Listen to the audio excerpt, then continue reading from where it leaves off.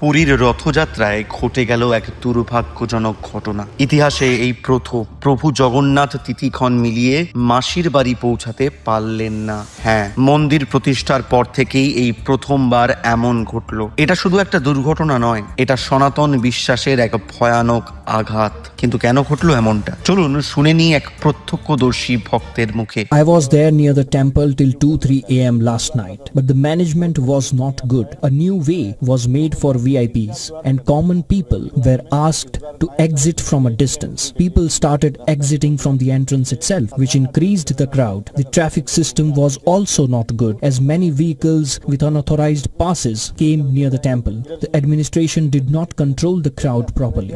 শুনলেন তো, এত বড় আয়োজন অথচ কি অবস্থা, নিরাপত্তা নেই, প্রস্তুতি নেই। অথচ ভেবে দেখুন, নবীন পট্টনায়ক এত বছর মুখ্যমন্ত্রী ছিলেন, একবারও এমন হয়নি। আর এখন বিজেপির ডাবল ইঞ্জিন সরকার আসলে ডাবল ফেল। বন্ধুরা, ইঙ্গিত আমরা আগেই পেয়েছিলাম। যখন গরুর পতাকা ছিঁড়ে উড়ে যায়, যখন দীঘার সমুদ্রে প্রভুর মূর্তি ভেসে আসে, তাহলে কি এটা প্রভুরই সংকেত? তিনি কি কিছু বলতে চাইছেন আমাদের? আপনার মতামত জানান, কমেন্ট বক্সে লিখুন।